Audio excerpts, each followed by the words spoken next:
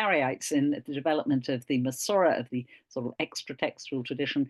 And that was really illuminating stuff, which I didn't know about. So thank you very, very much indeed for that. And if you haven't read that material, I recommend you do that. So this week, we are going to talk about the very first translation of the Bible ever, as far as we know. If there were any earlier ones, we don't know about them. So it's really worth looking at it in its own right for what it teaches us about the context of translation, why people needed to translate this, the influence it's had on literally just about every subsequent translation of the Bible. So this is the biggie, the first and the biggest, if you like. So it was also one of the greatest translation enterprises of the ancient world. And it's also, unusually, the first major translation from an Oriental language into Greek. So from a Semitic language, essentially, into an Indo-European language. It's got a lot of firsts, so it's a landmark thing. And it's ours. It had a rather distinguished pedigree, too. It was commissioned by a king, an Egyptian king, not a Jewish king. And it was the product of the Greek-speaking Jewish community of Egypt. So I think we need to talk a little bit about that community, first of all, just to set it in context. Now, there had been Jews in Egypt, I mean, apart from the Exodus, and then we all went, but we came back. You may not realize that. At least in the reign of King Manasseh in the early 7th century BCE, Jews are back in Egypt. Not in huge numbers, but we know about this from archaeological excavations on an island in the Nile at the very, very south of Egypt, called Elephantine or Yeb. And there we have found legal documents, letters written in Aramaic, which testify to the existence of a little settlement of Jewish mercenary soldiers right down there, which is fascinating. And their religious system, I would say, is a little bit different from what we'd recognize these days. And they had their own temple. It functioned alongside a local pagan temple. And the documents extend over about a century, roughly from 500 BCE up to 400 BCE. We also know that when the first temple was destroyed by the Babylonians in 586 BCE, a lot of Jews ran off to Egypt. Babylon and Egypt at the time were the two competing superpowers. If you wanted to run away from Babylon, Egypt was your best bet. And we know, for instance, that the prophet Jeremiah was actually kidnapped by Jewish refugees and forcibly taken down to Egypt, where we presume he died, because we don't hear about him coming back. So there were a whole load of Jews who'd got down to Egypt, and many of them stayed there. And if we scoot along to the 3rd century BCE, there was a large Jewish community when Alexander the Great turned up. He founded Alexandria on the coast of Egypt and settled Jews there. They had their own quarter, and they lived there alongside Greek settlers, and also locals, so probably not so many of them. And Alexandria was a very substantially Jewish city from the very, very beginning. Of the 5 districts of the city, 2 were allocated to the Jews. So they flourished, they did really well. They did spread out through Egypt, but Alexandria was always the center of the community. And it was absolutely huge, and some estimates would put it at about 1 million. Very difficult to know about numbers in the ancient world, but it was big.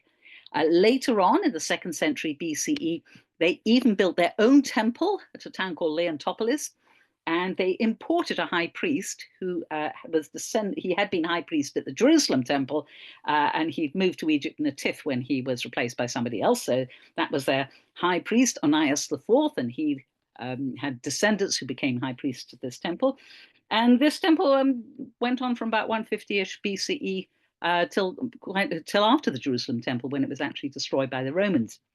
So you can imagine this is a Greek-speaking community, not an Aramaic or Hebrew-speaking community, and they don't seem to have been terribly close to the Jews back in the land of Israel, probably largely because of the language difference and the cultural difference. And they were quite integrated into the Hellenistic culture of their times. We had philosophers like Philo, who's from about 50 BCE to 20 CE, thereabouts. About 60 of his works being preserved actually by Christians, not by Jews. But they include commentaries on the Bible. They include, to us, quite alien sort of Hellenistic ways of looking at the Bible and looking at questions of Judaism. And we know there were lots of other intellectuals as well.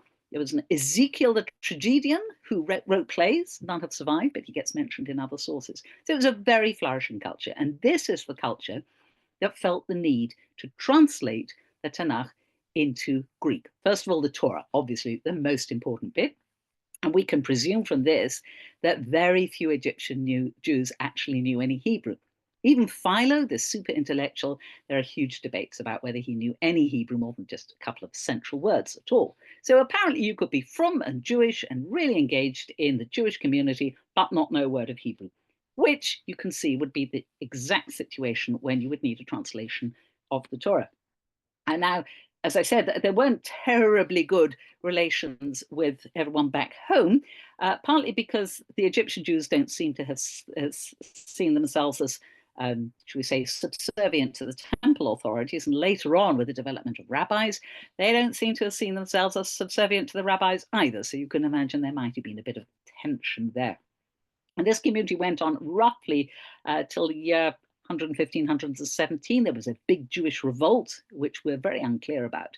But we know many, many Jews were killed during this by the Romans. And after that, the community declines enormously.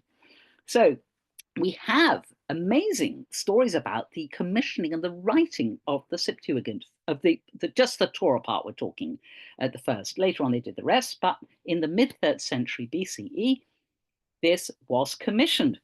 Our source for this is a Greek document called the Letter of Aristeas from about 100 years later, about 150 BCE. And the Letter of Aristeas seems to have been composed purely to prop up the authority and the sanctity and the special status of the Septuagint.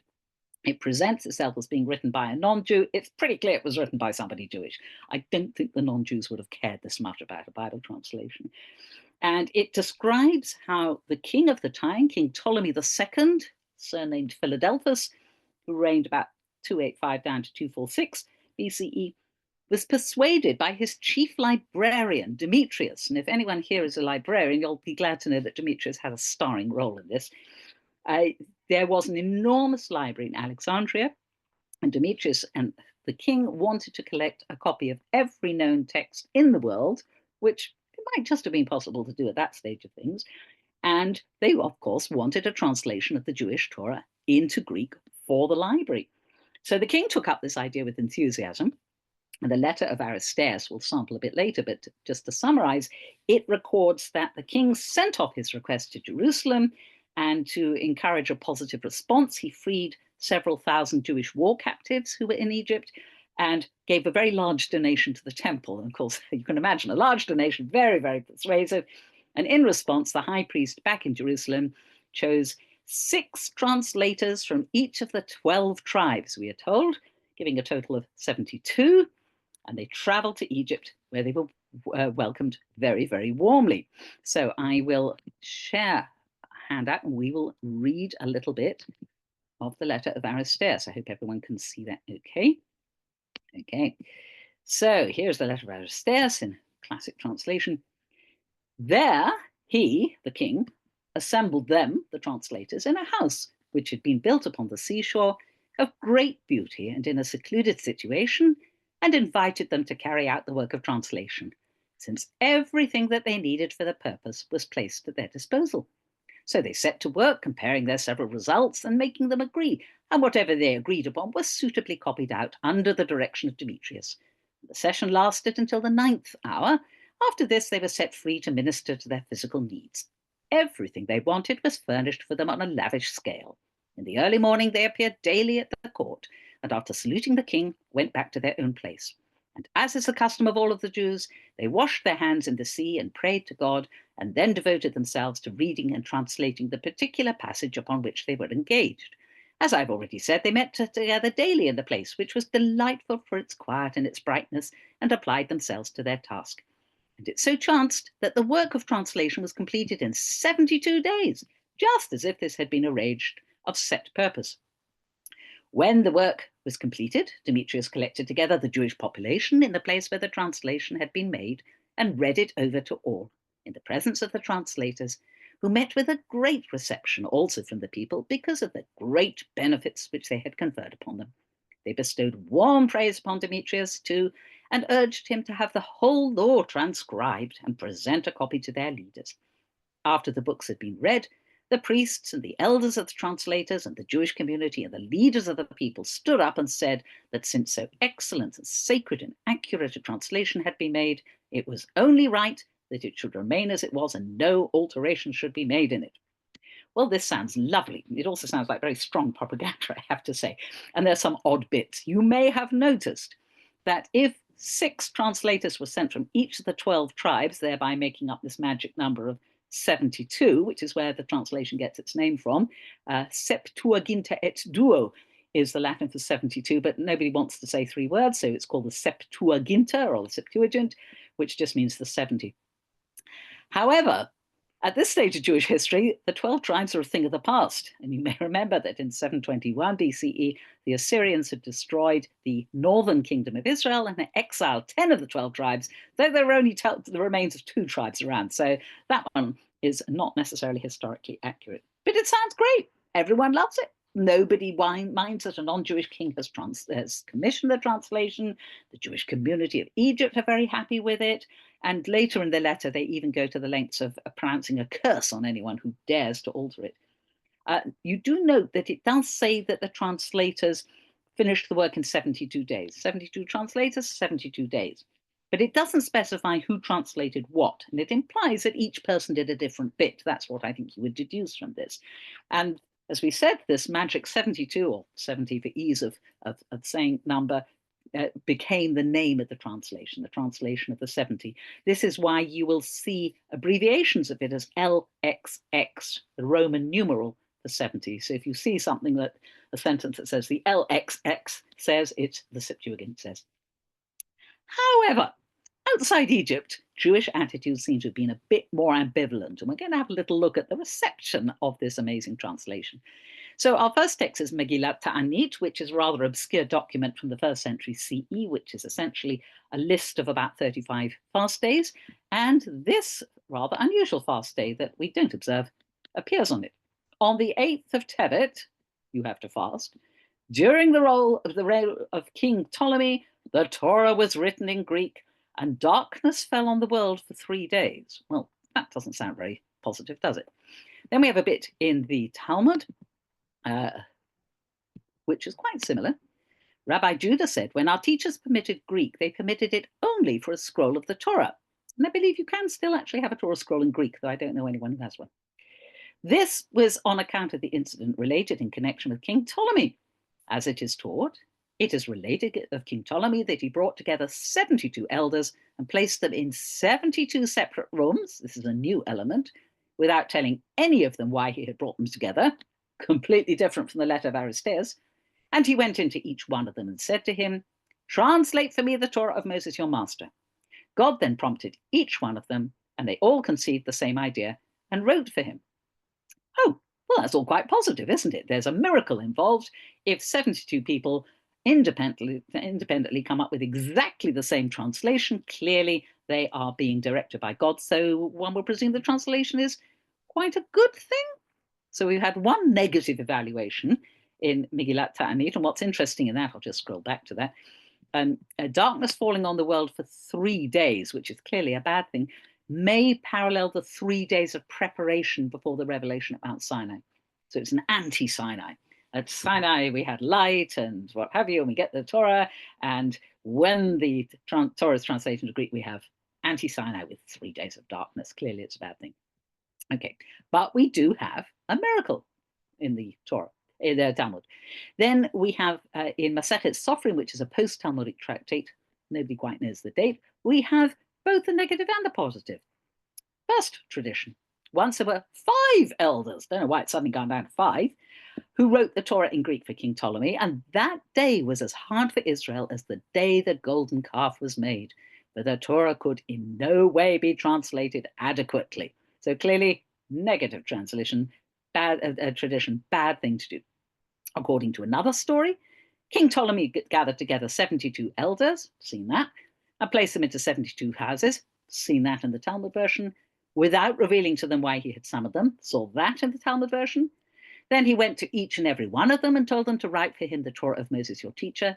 The Omnipresent put wisdom into the heart of each one of them, so they became all of one mind and wrote in the Torah itself, making 13 changes, which is quite an interesting idea too.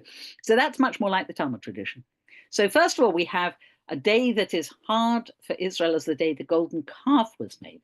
That's quite an interesting idea. And Professor Aryeh Reich from Bar-Ilan University has suggested that the reason it's so dire, you can trace from this phrase, it was as hard for Israel as the day the golden calf was made. The golden calf was an idol. In some sense, to translate the Torah out of its original God-given Hebrew is to make an idol, a thing that looks like the original perhaps, but is not the original and shouldn't be worshipped like the original. So you cannot imagine that the Torah in a different language could possibly be the Torah. So it's an idolatrous object. And so it's as bad as the day the golden calf was made. So that's pretty extreme, including accusing a translation of being idolatrous, essentially. And then we have, again, the positive idea where you get a miracle. So it seems to be that we have very divided views among non-Egyptian Jews. In the rabbinic tradition, you know, it's a bit half and halfish. We've got people going, yeah, it's a good idea, and it was miraculous, and God clearly approved. And we've got other people going, no, it was as bad as making an idol. It was an anti-Sinai. We don't want this thing. And that perhaps reflects a more general attitude towards translation. There is a phrase in Italian, tradutore traditore, translators are traitors. And the pessimistic negative view is, well, you know, it's obviously not the same thing. It's a fake. It's not the real thing at all. Therefore, it's bad. And the positive view tends to say, well, then more people can understand it and we can get the message across and it's a good thing and absolutely wonderful and we should all be for it. So we have this, what they say in Yiddish, nicht dahin and nicht daher. So that was about the Torah. Gradually, the other books of the Tanakh are also translated. That took a couple of hundred years more. It was a long process, and it includes some books that didn't actually make it into the final cut of Tanakh. And maybe one day we'll do a session about canonization of the Bible and why some books get in and some books get out. So, for instance, the book of Ben Sira, also known as Ecclesiasticus, is in the Septuagint translation, but not in the Tanakh. It seems that the whole process was finished by about 135 BCE. And from that point, it became the Bible used by all Greek-speaking Jews and, logically, by early Christians, most of whom were speaking Greek after the first decades or so. Clearly, the rabbis went on with their sort of slightly suspicious attitude. And remember, they weren't terribly fond of the Egyptian Jewish community anyway. And the two communities sort of went their way with their own versions of the Torah. What is also interesting is, as we said last time, the Dead Sea Scrolls reveal Hebrew texts of the Torah, which seem to underlie the Septuagint because it is slightly different from our Masoretic version. So we can actually see a Hebrew underlying text in the Dead Sea Scrolls, and they were a bit different. This could also be a reason why the rabbis weren't too keen on it. You then would have to explain why does it turn up in Qumran, but then the Qumran group were definitely not rabbinic and definitely a bit on the sectarian side themselves, and maybe they were quite happy with different versions, or very slightly different versions of the Torah. It used to be thought that Jews dropped the Septuagint like a hot potato when the Christians started using it, but that actually seems not to be true. Some later Jewish translations were made into Greek. There were three classic ones, one by Aquila, one by Symmachus, and one Theodotion. They're sometimes called the three. And they tended to be really literal, word by word by word, almost unreadable, but very good if you were practicing it in Hebrew and needed to look up a word. And the old idea was, oh, well, we had to produce those because the Christians were using the Septuagint and had traced it up for us. As I say, scholars think, no, the Septuagint went on being used. Just the number of Greek-speaking Jews eventually declined, so it wasn't used so much afterwards. The Septuagint's also sometimes called the Old Greek translation to differentiate it from these three slightly later ones. In time, Christians quite often started to view the Septuagint as divinely inspired and maybe even preferable to the original Hebrew text. There were early claims that the Jews had altered the text of the Torah to conceal references to Jesus in it. Well, you know, all you need to do is go back to the Dead Sea Scrolls and say there are no references in pre-Jesus texts of the Torah. There just aren't any. But the claim was made later on. And here is an example of this from a very early Christian writer, Justin Martyr. You can see how early he is, 100 to 165. And he wrote a very influential, at the time, book called Dialogue with Trypho. Trypho is a Jew. This is one of those sort of put up jobs. Trypho is, I think, a fictional Jew, but he represents Justin Martyr's enemy, if you like, and they have this long discussion about all sorts of religious things. And here we hear Justin Martyr talking about the Septuagint. And he says, but I am far from putting reliance in your Jewish teachers who refuse to admit that the interpretation made by the 70 elders who were with Ptolemy, king of the Egyptians, is a correct one. And they attempt to frame another. Maybe this is when the new versions are coming out.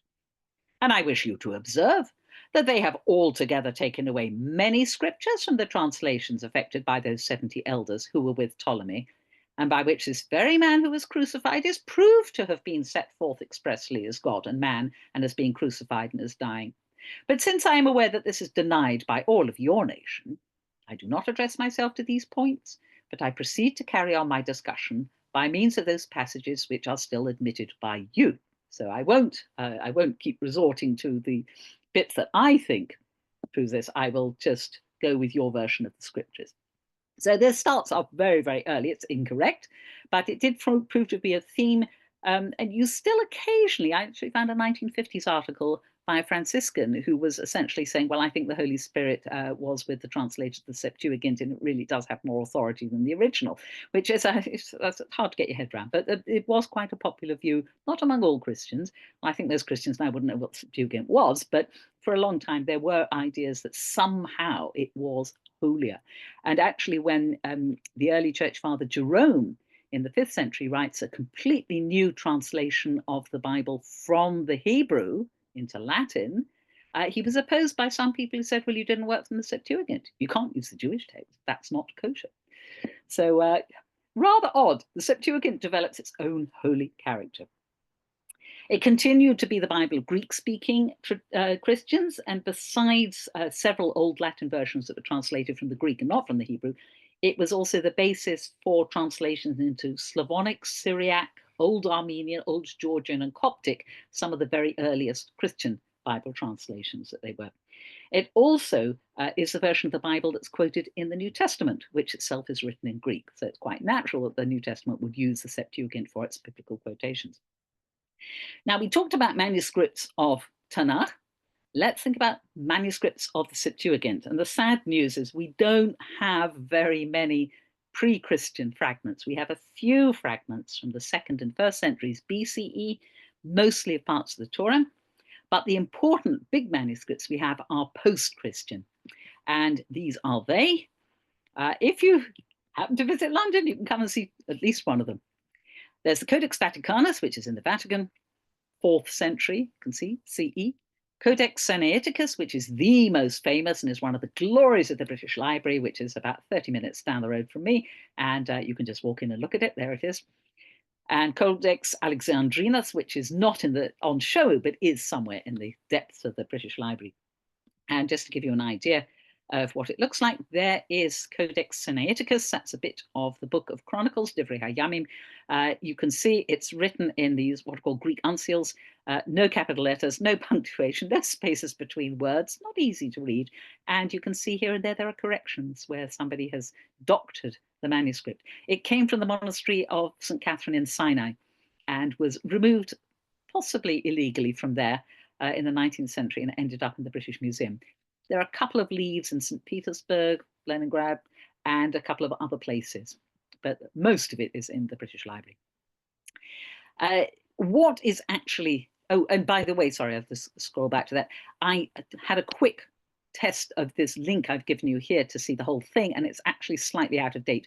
But if you Google Codex Sinaiticus online, the correct, since 2022, website will come up, and you can actually view every single page of it from all around the world online and try your hand at reading it if you're into that. So what does it contain? Here is the list of books, the way they are arranged there. I've put some of the different names of the Septuagint in brackets. So we've got Genesis, Exodus, Leviticus, Numbers, which are called arithmoi, quite obviously arithmetics, and Deuteronomy. Then we have a section thought of as history, that's Joshua. Jesus Nawe means Yahushua Hanavi, Joshua the prophet. Judges, Ruth, 1-2 Samuel, which is relabeled as 1-2 Reigns, 1-2 Kings, Malachim, which is labeled as 3-4 Reigns, very confusing. 1-2 Chronicles, Divrei Hayamim, which is labeled Paralipomenon. 1 Esdras, which is not in Tanakh. Ezra Nehemiah, 2 Esdras, again, not in Tanakh. Tobit, Judith, not in Tanakh. Esther, but with extra bits.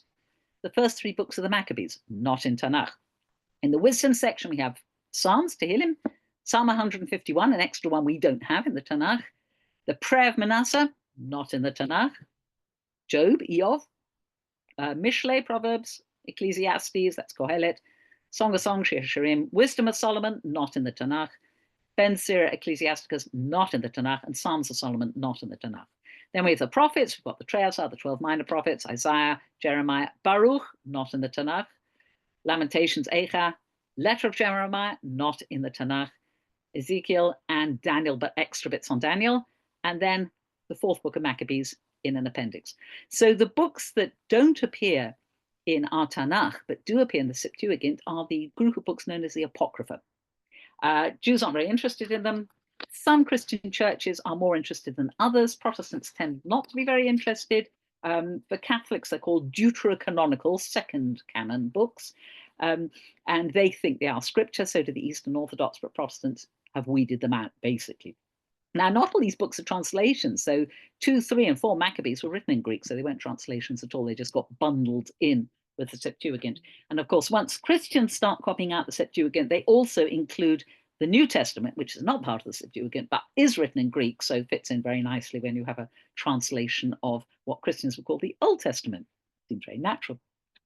What about the translation? What sort of a translation is it? We were talking last week about ones that are very literal and close, and ones that are much freer, what are called paraphrastic translations. How do they line up in this case? Well, given the fact that it took a couple of centuries to translate the whole Tanakh, and several people are involved, there isn't one translation policy.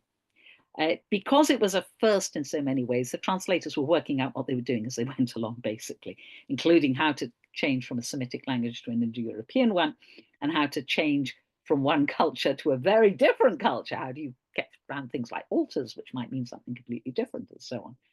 And there were already translations of different things in Egypt, but they were tended to be business and legal documents, in which case they'd be very literal, because you had to be, or they tended to be literary works, sort of proto-novels and plays and things like that, in which case they tend to be very free, very paraphrastic translations. The Septuagint is mostly somewhere in the middle. But as I said, it's not consistent at all. Even down to names and phrases are not consistent. So for instance, the phrase Hashem Tzavaot, the Lord of Hosts, is translated as Kurios Pantokrator, Lord ruler of all, in all the prophets except for Isaiah. Kurios Saba'u, which is clearly an attempt to put Tzavaot into Greek, in the book of Isaiah only. And in all the other books, it's Kurios Todunamon, the Lord of the Powers. So even sort of little names like that will change between books. And different books follow different translation strategies. So you've got literal translation or more literal translation in the books of Judges, Shoftim, Tehillim, Kohelet, Eicha, Ezra, Nehemiah, Divrei Hayamim. Free translations, much less close to the original in Eov, Job, Mishle, Proverbs, Isaiah, Daniel, and Esther. And the other books fall somewhere in between. So very varied. For much of the translation, particularly in the more literal translated books, it's pretty close to what we've got. So here's our test verse we looked at last time, first couple of verses from Breshit. Breshit bara Elokim et hashemayim v'et haaretz, haaretz hayta tohu v'vohu choshech ha'pnei tohom v'ruach Elokim merachefet al pnei haaretz, pnei hamayim, sorry. Again, this is translation, so I'll have to take its word for it. In the beginning, God made the heaven and earth. Yet the earth was invisible and unformed, and darkness was over the abyss, and a divine wind was being carried along over the water. Pretty close. We have, of course, that crux we talked about last week of ruach, which can mean spirit, breath, wind. Luckily, the Greek pneuma generally means all those things. So wind, again, might be a more reflection of the English than of the Greek. But sometimes we have rather wildly different translations, and this may be where the underlying Hebrew was different, as in the Septuagint underlay that we have found in Hebrew in the Dead Sea Scrolls, and where you think that can't have been a translation of the Masoretic text we have. It's just too different. And a really good example comes from the story of Cain and Abel. The brothers have just each made a sacrifice to God. God has accepted Abel's sacrifice. He has rejected Cain's sacrifice. Cain is very upset. And then famously, God says to him, and it's not easy in the Hebrew, Halo im tetiv se'et, ve'im lo tetiv, lepetach chatat rovetz, ve'elecha chukato, ve'ata timshal bo. Now, this is not easy in the Hebrew because it's not at all clear what se'et means. It can mean lifting up, it might mean forgiving, it's not absolutely clear. However, there is no way that you could translate those exact Hebrew words as the Septuagint does. The Septuagint says, if you offer correctly, but do not divide correctly, have you not sinned? Be still. His recourse is to you, and you will rule over him. Now, if we compare that with translations of the Masoretic text, you'll see how different it is. Here's the King James, for anyone who likes a little antique flavor. If thou doest well, shalt thou not be accepted? And if thou doest not well, sin lieth at the door, and unto thee shall be his desire, and thou shalt rule over him. Or if you prefer a more modern translation, the New Jewish Publication Society has, surely if you do right, there is uplift. But if you do not do right, sin couches at the door. Its urges towards you, yet you can be its master. And it's immediately apparent that the two English versions are the same thing, more or less. A different choice of vocabulary, slight variation, different register. One is archaic, one is modern. But the Septuagint is clearly not the same thing. What's this about dividing? Dividing and dividing correctly. Be still. Where does be still come from? His recourse is to you and you will rule over him. It's not connected to anything. Who's the he? Not at all clear. So that's one of the examples where it probably reflects a slightly different underlying Hebrew text, which is fascinating. And this may be the source of some of the Christian suspicions that Jews had changed the text because they didn't want to deal with whatever the Septuagint says. I don't think any of it would support ideas about Jesus, but noticing that things looked different might have sparked that idea among some Christians. And I think possibly the very best example of just how different the Septuagint can be is the Book of Esther. And the Book of Esther has 4 or so very substantial additions that do not exist in our Masoretic version of Esther. So I thought we would sample some. They're very curious in nature. We'll read the first one. This is addition A, and we'll go on to verses 1 to 9, which is where it starts up with our text. And you'll see just how different the Septuagint can be if it puts its mind to it.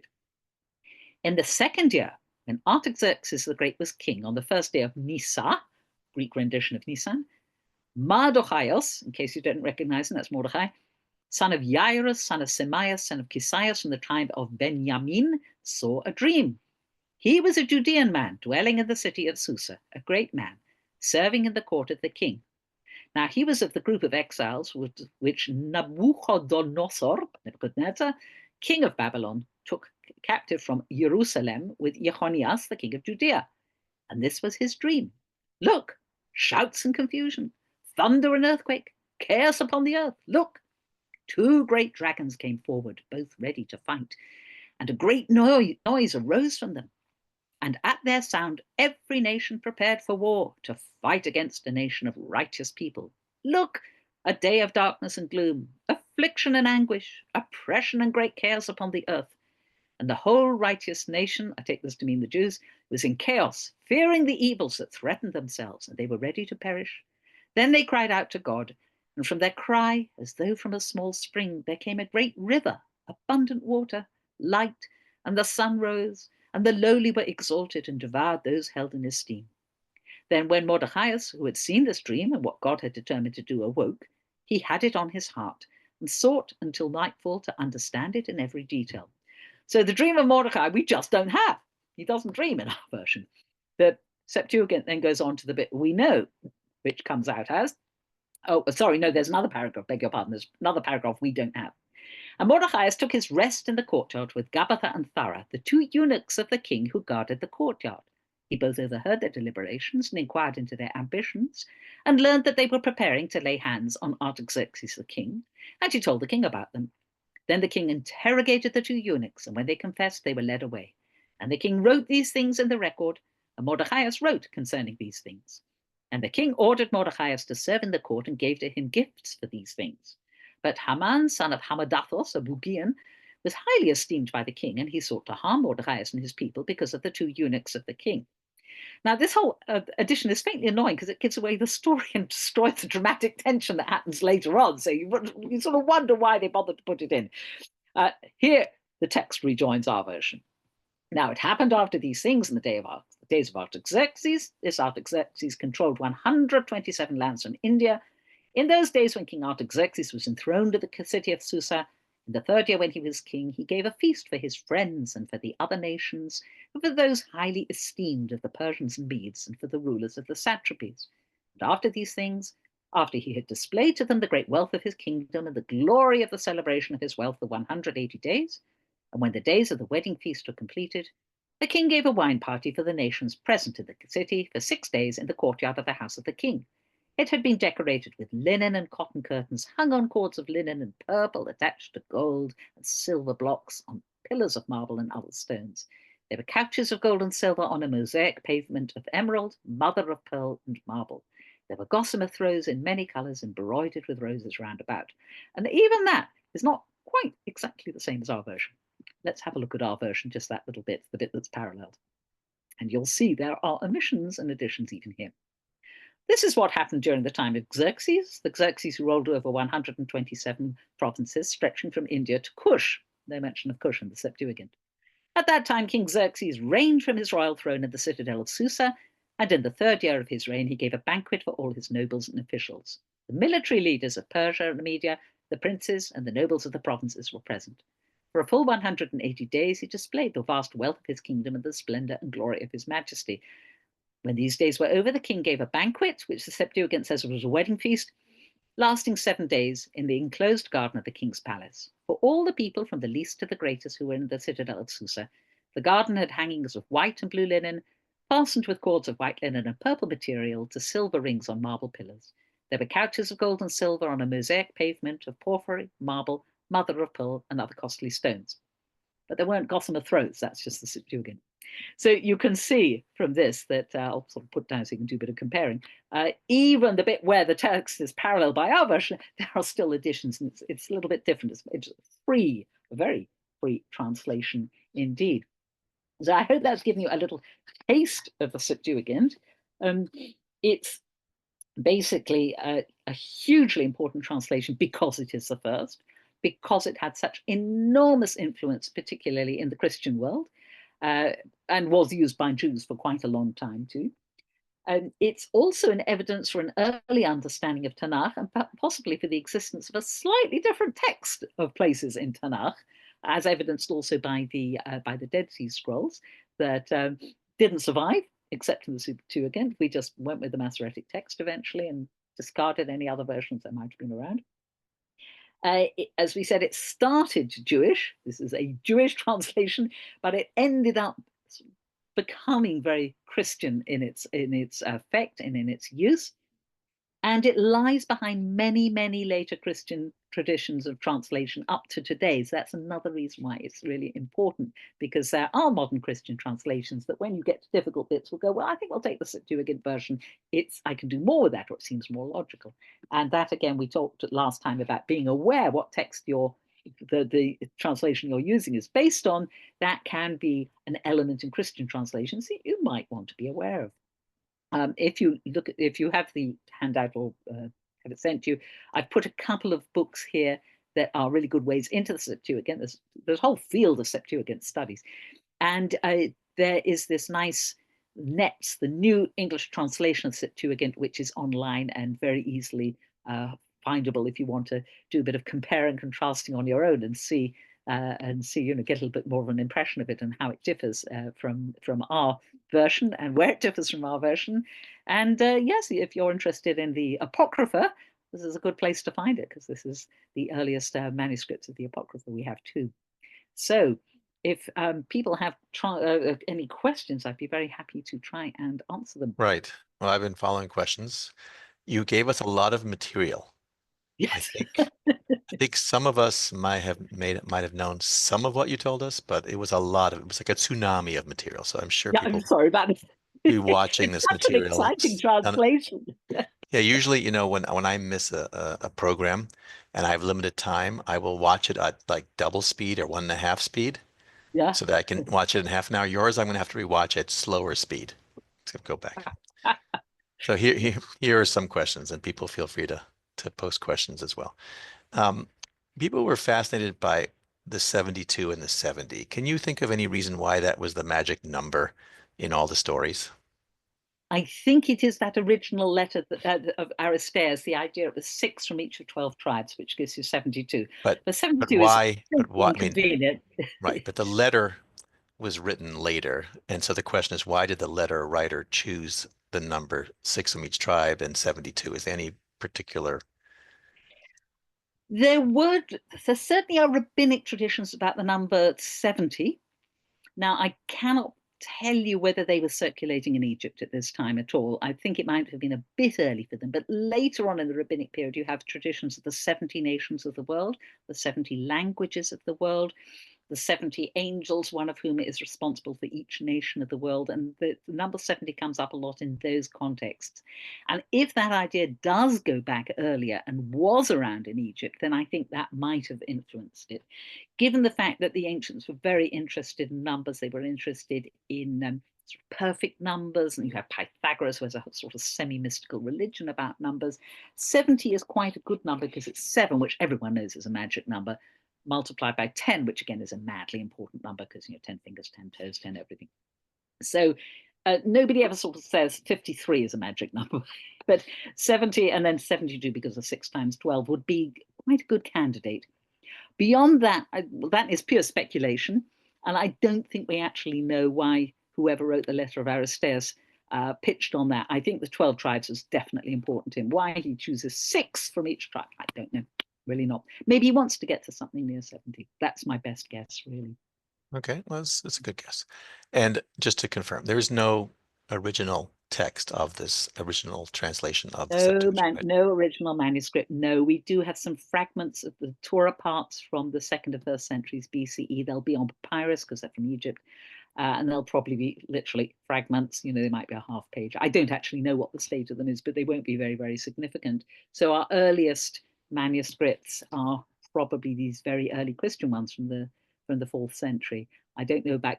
I think Codex Sinaiticus is the earliest complete manuscript, as far as I'm aware, and that has the Septuagint plus the New Testament. If you had to guess, who do you think really wrote this text? Well, it's definitely more than one person. That's absolutely clear. And it was a project that went on for 200 or 300 years. Even the Torah part of it might have taken decades. I doubt very much there were 72 people working on it. It was probably a couple of scholars. There wouldn't have been very many people. It was probably done in Egypt. Um, it's a bit much to presume that people in the land of Israel who had that amount of knowledge that they would be able to translate would actually know Greek. Is unlikely, the extreme. Whereas in the 4th century BCE, you might have had a class of scholars who did know Hebrew and who were aware of the needs of the community. It clearly was something very, very necessary to the community, because it's no good at all having a scripture that nobody can understand and read. And we do know they read it aloud. There was a huge synagogue in Alexandria, and the rabbis write about this synagogue. And they say it was so big that they had to wave handkerchiefs to tell people when to sit and to stand, because they couldn't hear. I'm not quite sure what they were doing there. They couldn't hear anything, but they clearly were large buildings. So, and it's interesting, the rabbis, slightly grudgingly, but they permit a Torah scroll to be written in Greek, probably because they know that the Egyptian Jews are reading the Torah in Greek in their synagogues and in their houses of prayer. And they couldn't really say, well, 1 million people must be wrong. So they reluctant, well, if you have to, but you can only do it in Greek, nothing else. And then they tack that onto the miraculous nature of the Septuagint as a sort of justification. If God has approved of this translation, it's okay. It's okay for Torah scroll. There are quite a few questions about, people were surprised to learn about this Jewish life in Egypt. And can you flesh it out just a little bit more? Because you mentioned there was tension between this community and the community in the land of Israel. Yes, I don't know, there's tension that I imagine it was sort of mutual denigration, like, they don't know what they're doing and we don't know what they're doing, nor do we care. And we have the proper form of doing things and they are a bit backward. And it would have been like that, especially when the Jews of Egypt build their own temple. I can imagine that the temple authorities in Jerusalem that their noses are very much put out of joint. Good heavens, not to mention all the temple taxes might have been going to Leontopolis and not to the temple. You can imagine that would have been a source of friction. So what is in some ways unusual is how uninterested the rabbis were in the Egyptian community. Now, granted, by the time of the Mishnah, that community is beginning to decline.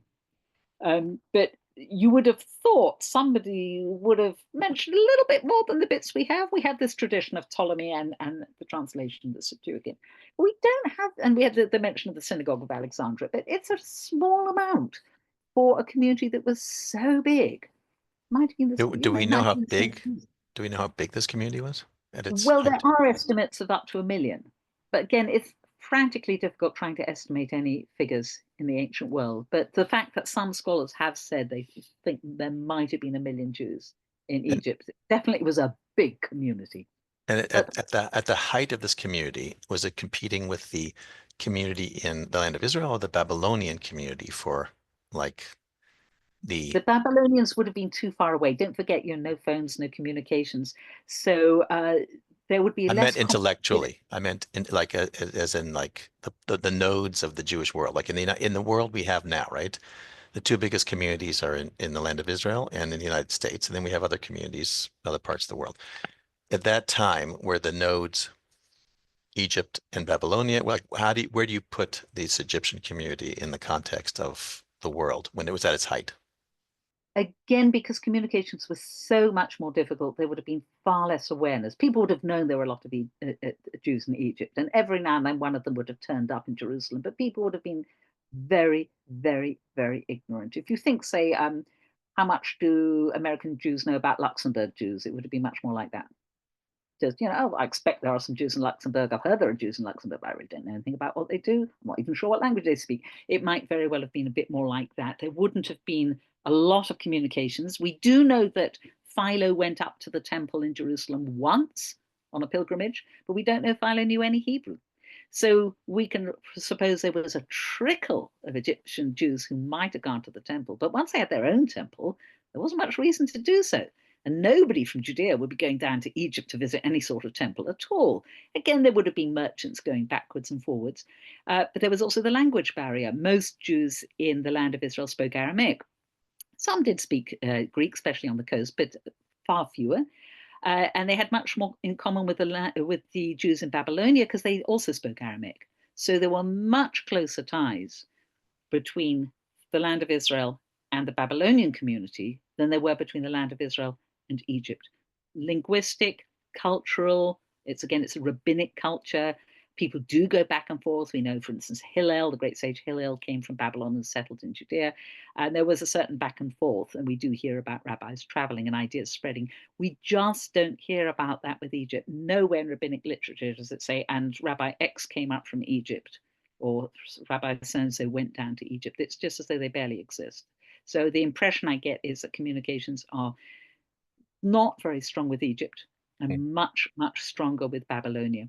And that the Babylonian Jewish culture was much more similar. And people keep asking, remind us the time period here of the height of this community? Probably the height was the first 2 centuries BCE. That's probably when it was at its height. There were a lot of problems with the local Greeks. The Greeks were Macedonian settlers, and they formed a large part of the population of Alexandria. So there were constant riots between Jews and Greeks. We know about quite a few of them from Roman sources, as well as from Josephus, I think, writes about it a bit.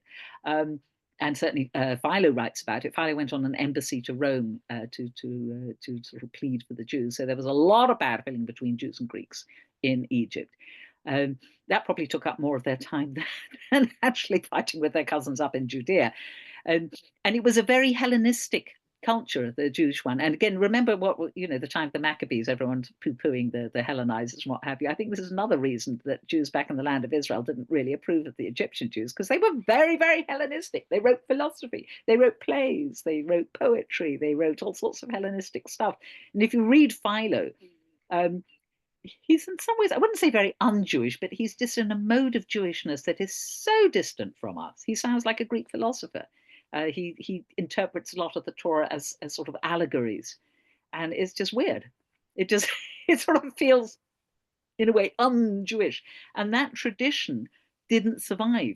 One of the sad things, I think, is we do a lot of fasting and memorialization of terrible things that happened to the Jewish people, but we don't care tuppence about the Egyptian Jews. We have no fast that's connected with the revolt of 115, 117, when hundreds of thousands of Jews died. We don't care.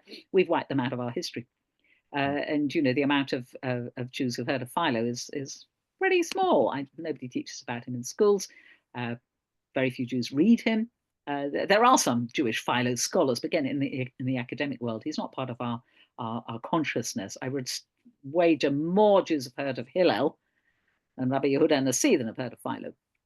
But in his time, he was of that stature. So thank you. Going back to the actual text itself, do we think that Ptolemy II really did play a role in it, or was the Jewish community that played the major role in translation? It's very believable that the king was involved, because we know about the Library of Alexandria, which was absolutely enormous, and we know that the king intended to get a copy of every book in the world, and he sent out expeditions that traveled all over the known world, grabbing manuscripts, sometimes rather duplicitously. Quite often they would say, can we borrow it for a week and we'll copy it? And then they'd give back the copy and keep the original, take it back to Egypt. We have records of this and of the people sent out on book hunting expeditions. So it seems very, very likely that he heard that, oh, the Jews have who he knew because they were in the country, they have a scripture, we need a copy. We definitely want it, and we want it in a language we can read. So together with Demetrius the librarian, who was spearheading this campaign, it does seem very, very likely there was royal involvement. And interestingly, almost all the traditions we have about the Septuagint mention the king. So that does seem very likely indeed. Yeah. The final question, there's so many more, but going back to I don't know if I'm pronouncing correctly, Luntopolis, Yes. Now, where was that actually located? Was that on the It's not on the coast. It's a little way down. I think it's still at the bottom of the delta. I took a look at it on a map. But is it on Elephantina, or is there a different place? No, way, way, way up north. Elephantina is right down near Sudan. It's past Aswan. It's sort of fourth cataract of the Nile or something. It's as far south as you can get in Egypt and still be in Egypt. Leontopolis is much, much further north, and it would have been, it's not actually in the Delta region, which is where the Jews were. It would have been close by. So again, probably you could look it up on a map of Roman Egypt. It was definitely much more at the Alexandria end of things. And is there archaeological evidence of this Jewish temple? Alas, no, it's never been found. It doesn't mean to say there isn't any. There's so much in Egypt. Well, maybe we'll find it, because we're going to Egypt and CSP in 3 years. So we'll go look for it. Great. Well, if you look, find out where Leontopolis is and go and have a little look and scuffle around there, and maybe you'll turn it up. That would be so we only know about it from writing, then, I assume. We only know about it from writings, yes. And we know it was destroyed by the Romans, I think, in 154 BCE. Could be wrong there. Might have to check that one. But it was destroyed before the Jerusalem temple was destroyed. And it clearly was the pride and joy of the Egyptian Jewry. Can you imagine the convenience not having to schlep up to Jerusalem? You could go and do your sacrifices locally and feel good about it. And there was a genuine high priest descended from the proper, genuine Jerusalem high priest. I bet they loved it. It must have been a major attraction. Well, who knew? I'd be impressed if any of you knew about this. Maybe you did. Maybe Jane, Lazaro, I don't know. Okay, in the last minute, what are we going to finish with? What's our program next week? Next week, we are going to hop traditions, and we're going to look at the Aramaic translations of the Bible, the Targums, which we do still cherish and love and study. And the Talmud calls one of them our translation. And they are very much a part of Jewish culture. It's fascinating because they seem to have certainly started orally a century or two later than the Septuagint, and our first written versions are later than that. But they're not so far apart in time from the Septuagint, and the Septuagint is just out of the Jewish traditional sphere completely. The Targums are still solidly in it, and we might explore why is that so, and just look at, again, the nature of these translations, which are fascinating, diverse, very rich, and quite amazing. Perfect.